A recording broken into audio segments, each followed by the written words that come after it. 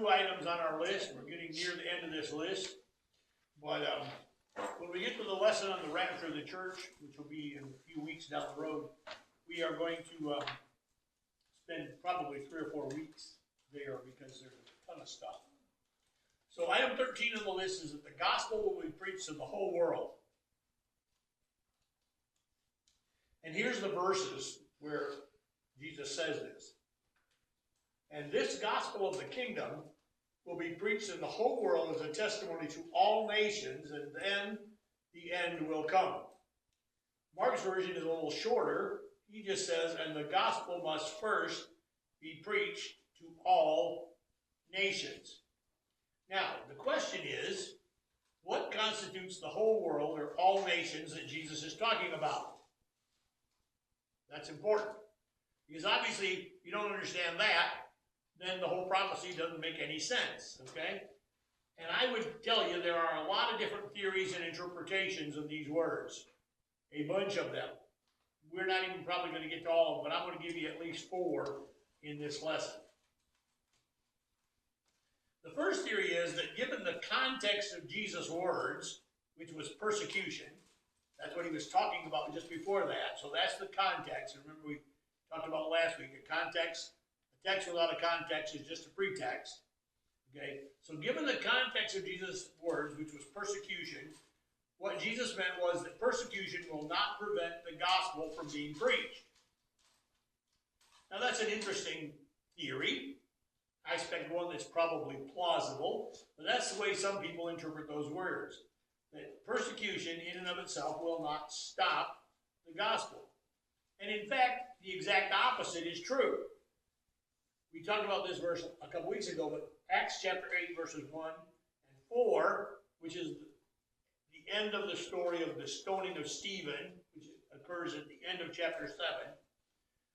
On that day, a great persecution broke out against the church in Jerusalem, and all except the apostles were scattered throughout Judea and Samaria. And then notice what verse 4 says. Those who had been scattered preached the word wherever they went. So, persecution will not stop the spread of the gospel.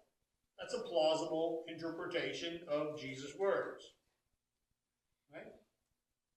Now we're going to hustle through this a little bit, so if you have questions, ask.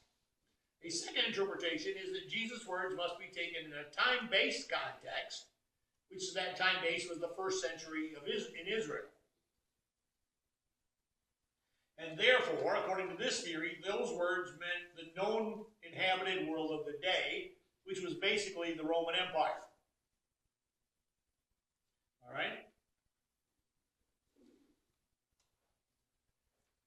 In Matthew chapter 28, Jesus' last great words to the disciples, therefore, go and make disciples of all nations, baptizing them in the name of the Father, and the Son, and the Holy Spirit. We call this the Great Commission. But notice the words he used. All nations, the exact same words used in the Olivet Discourse. This gospel must be preached to all nations. Jesus said, go and make disciples of all nations. Well, this interpretation makes sense because those who heard the words of Matthew chapter 28 could certainly not evangelize all nations as we know them today because they were confined to first century Israel. So if you take a time-based context, he was talking about the known world of his day. All right? A third interpretation, is everybody caught up? We're not moving too fast here? All right. A third interpretation. You didn't get item number 15.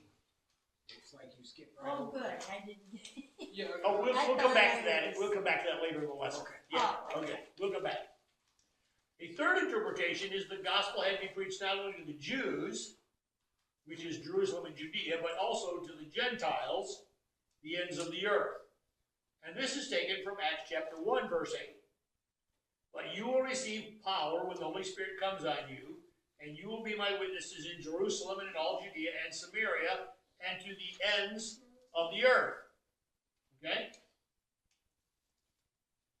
So, that's 3 interpretations. They're similar, but each has a slight variation. For the most part, the task of spreading the gospel to the known world of the day was accomplished before the destruction of the temple in 70 AD. If you remember, that was the first item on Jesus' list, the destruction of the temple. All right? So, based on these interpretations, we can conclude that this prophecy has technically already been fulfilled. Based on 1, 2, and 3. Now, that begs the question, is that what Jesus was talking about? Some would say yes. The people that promoted those 3 that I've already given you, they would say yes, that's what Jesus was talking about. This part of the prophecy has been fulfilled. But, number 4, another theory says that Jesus' words were for all time and not just for first century Christians. Now, we certainly believe that's true of the Bible as a whole. It's just as applicable to us today as it was to the first century church. Right? So, if that's true, then we can interpret Jesus' words in terms of today rather than just the first century, as we just talked about. So, based on this idea, the whole world would literally be the whole world, the inhabited world of today, which was obviously a much greater entity than the first century Israelites would have been aware of. Now, it's important that we understand that there were people living around the world during the first century. But because of the limited, travel, etc., the Israelites would not have known much about anybody outside the Roman Empire. They wouldn't have been aware of the fact that there were native tribes in North and South America. Okay? That, the British Isles were seriously populated. Okay? They wouldn't have known that. All right? But if we take this interpretation, then we have to stretch our view a little bit more. And basically, I'm going to tell you, I think number 4 is probably more accurate than 1, 2, and 3. Okay? That it was a prophecy for all time, and that's where we're going to go. Back to Jerusalem is a really important concept, and it's both a concept and an organization, as I'm going to show you. This theory says the gospel has circled the globe, and the remaining major areas to be evangelized are India and the Middle East. Now, you have a handy-dandy map in your note sheet, okay? And we're going to use that. So here it is. You've got this in your notes, okay? Christianity started in the Middle East, Israel. All right? A very, very small dot on any map. The whole nation of Israel is about the size of Rhode Island, the smallest of the 50 United States. That's the whole nation. Okay? So, during the lifetime of the apostles and the early church fathers, the message of the gospel went out through what would have been the known world of that day. Up into Europe, into parts of the Eastern Bloc, as we would have called them during the Russian days, and into Northern Africa. And in Asia. Well, yes, yeah. Eastern Asia, that would be up in Iran, the arrow going to the right would be that direction. Okay. So, now, obviously, Israel was the hotbed of missions. That's where the church was founded. Over time, well, I didn't mean to go there. Over time, England and Europe became the hotbed of missions. Once the gospel has spread to the British Isles and the rest of Europe, that is the area that became the focus of missions. Okay? Folks like John Wesley, to whom we owe our founding, okay, came to America as a missionary. Okay? Interestingly, he came to America as a missionary before he admitted that he was born-again Christian. He was an Anglican priest, and the Anglican church sent him to America. So, from Europe, and not only just the British, but the Germans, there were several German faiths, the Huguenots, the Moravians, and some others who had grew out of Germany. They started sending people across the Atlantic to the U.S. and Canada and parts of Central and South America. When you get up a little farther along the way, The conquistadors out of Spain brought Catholicism to the New World, okay? The Protestant movement, mainly out of England, Spain, a lot of the conquistadors in South America, Central America, which is why those are predominantly Catholic to this very day. Nothing has changed in the last 500 years, all right? So, that, you can see the gospel is spreading westward, all right? Now, eventually, the United States became the center of mission efforts. The United States became a very, very strong mission-sending area, all right? So you can see this spread, okay? The United States started sending out missionaries, mainly to South America, Mexico, and back into Africa, all right? That's where the emphasis went. It went back eastward for a little bit because we sent a lot of missionaries to Africa. I have good friends, the Bagleys, who were in Africa for almost 50 years. Both he and his wife had grown up in Africa, the children of missionaries, and when they got married, they felt called back to missions, and they went back to Africa. In fact, he was the African director who was in charge of all the missionaries on the continent for a while.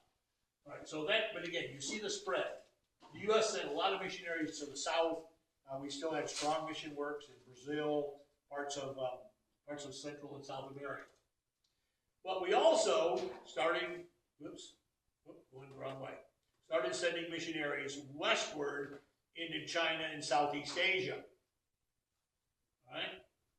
A guy named James Hudson Taylor, back before World War II, went to China as a pioneering missionary. He was a member of the Free Methodist Church, as a matter of fact. And 4 generations, James Hudson Taylor the fourth, the second, third, and fourth, all became missionaries. They all served. I met several of them along the way, but they moved into China. Now, the church in China grew very, very well, and then the communists took over and expelled all the missionaries. All right? So the work was left to the Chinese Christians. But what happened was that China became the hotbed of mission efforts. Okay? And literally, there is an organization called Back to Jerusalem. And you're going to see in a bit, I'm going to give you another slide to show you where this goes. Okay? Back to Jerusalem is the goal of the Chinese church to evangelize the unreached peoples from eastern provinces of China westward toward Jerusalem. Hence, Back to Jerusalem. Our organization partners with the Church of China not only to evangelize the religiously oppressed areas of Asia, but to train and send Chinese missionaries to the unreached regions of the globe, including Muslim, Buddhist, and Hindu nations. All right? China has become the central hub of mission efforts in the Christian church. Now, we're still sending a lot of missionaries around the world, okay? But missions as a whole are growing out of China more than anywhere else on the planet right now, okay? Now, Back to Jerusalem has something they call the 1040 window. That's right off their website. It's very hard to see. So I have transposed it onto the map we're just using. And this is what it would look like on the map. That's about that same area, okay? I have no clue why they call it the 1040 window. I couldn't find anything on their website that explained it. But this is what they say, okay? And this is in your notes. More than 90% of the unreached people groups in the world today are located in that 1040 window. More than 5,100 tribes and ethno-linguistic groups with little or no gospel witness. You're missing a page, dear. There's another whole page. Yeah, I was given 2 of the other page and not one of the first one. Oh, well, okay. Did you get to our first page? No. Here. I got the page where this is. Okay, take this one to Jeff and bring one back. You got 2 then. Okay. Yeah, here. Riley's going to get it. Yes. Oh, thank you. Here, put that one back with this one, and he's going to give you one. Here, give me that one, so that this whole set is complete. Okay. Yeah. Where's the sheet? Right here. Oh, it's coming. It's coming. Okay.